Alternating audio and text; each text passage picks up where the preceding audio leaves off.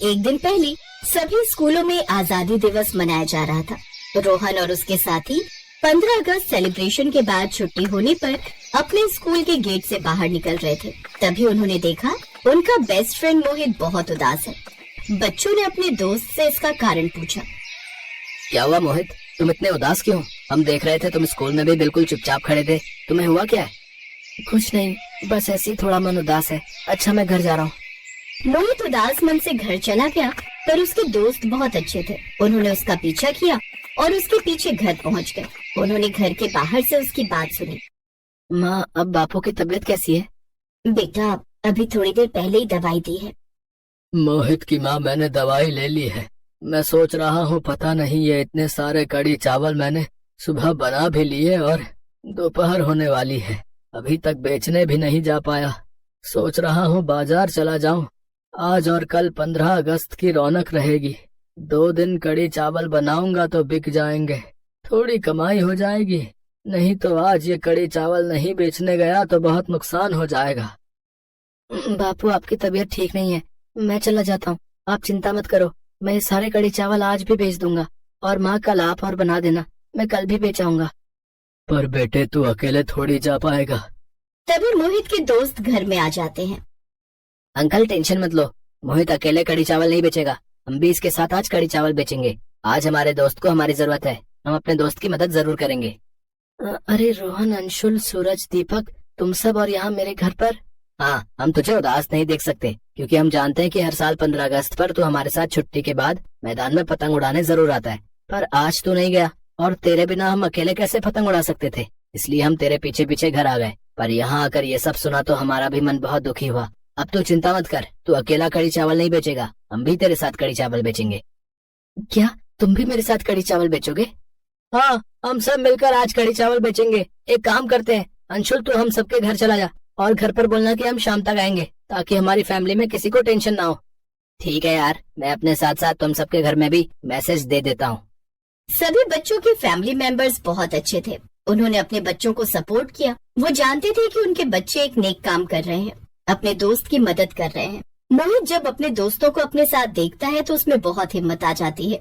कुछ ही देर में मोहित अपने दोस्तों के साथ कढ़ी चावल का ठेला लेकर बाजार में निकलता है।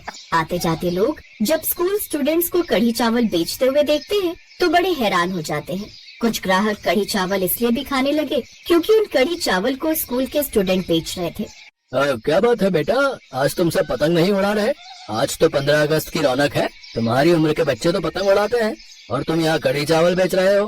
अंकल, कढ़ी चावल का ठेला ना मेरे पापा लगाते हैं। आज उनकी तबीयत ठीक नहीं है, इसलिए मेरे स्कूल के सारे दोस्त मेरी मदद कर रहे हैं। बहुत बढ़िया, ऐसे दोस्त सबको मिलने चाहिए। एक काम करो, मेरे लिए 5 प्लेट कढ़ी चावल पैक कर दो। धीरे धीरे वहाँ पर खड़े होकर भी कढ़ी चावल खाने वालों की भीड़ लगने लगी। तभी वहाँ पर 2 पुलिस वाले आ जाते हैं। अरे क्या बात है बच्चों, स्कूल से भागकर यहाँ कढ़ी चावल बेच रहे हो? किसका ठेला है ये? इंस्पेक्टर साहब, ये मेरा ठेला है। ये सब मेरे दोस्त हैं और मेरी मदद कर रहे हैं। अरे थोड़े छोटे छोटे स्कूल के बच्चे होकर ये सब काम कर रहे हो? चलो अपने अपने घर जाओ, यहाँ पर कोई ठेला नहीं लगाएगा।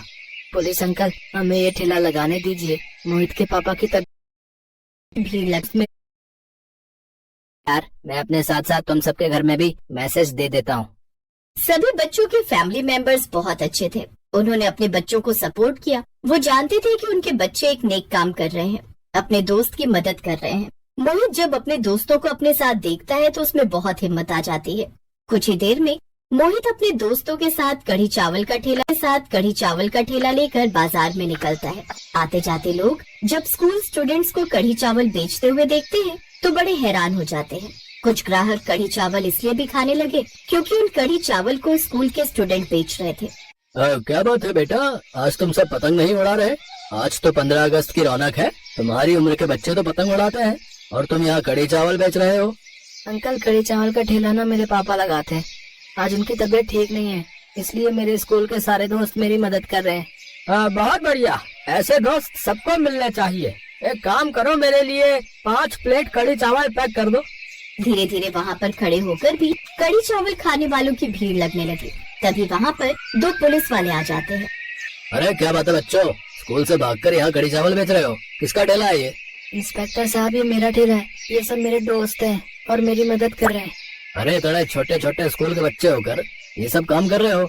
चलो अपने अपने घर जाओ, यहाँ पर कोई ठेला नहीं लगाएगा। पुलिस अंकल, हमें ये ठेला लगाने दीजिए। मोहित के पापा की भीड़ लग में यार, मैं अपने साथ साथ तुम सबके घर में भी मैसेज दे देता हूँ।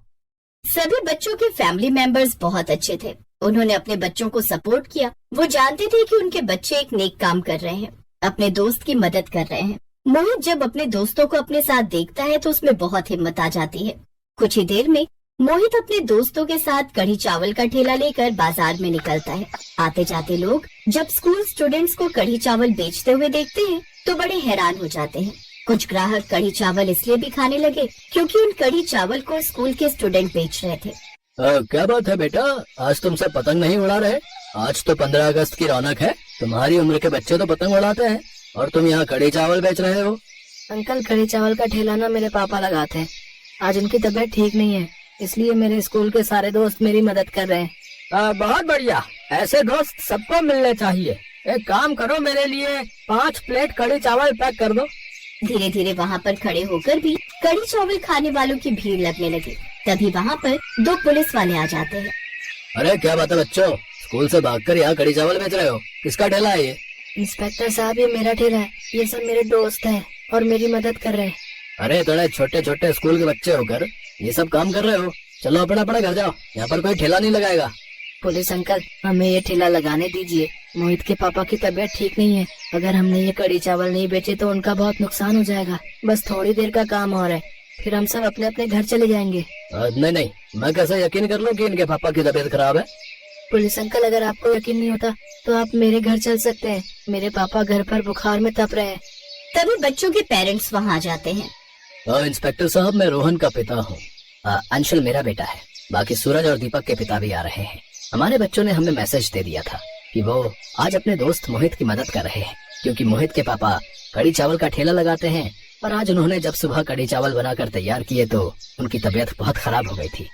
जी इंस्पेक्टर साहब, हमारे बच्चों ने हमें सब कुछ पहले ही बता दिया था। हम तो अपने बच्चों को मोटिवेशन देने के लिए घर से निकले थे। हम जानते हैं हमारे बच्चे एक नेक काम कर रहे हैं, वो अपने दोस्त की मदद कर रहे हैं। अरे सॉरी बच्चों, मैंने बेकार में ही तुम सबको डांट दिया, पर मैं जो है अपनी ड्यूटी कर रहा था। बाकी तुम सब बहुत अच्छा काम कर रहे हो, ये जानकर मुझे बहुत खुशी हुई। तुम्हें कोई तंग नहीं करेगा। अब जो है आराम से अपने दोस्त की मदद करो, ठीक है? कुछ देर बाद मोहित के दोस्तों ने सारे कढ़ी चावल बेच दिए। उस दिन मोहित की बहुत कमाई हुई। सब बच्चों ने मिलकर मोहित के लिए जो किया वो काबिले तारीफ था।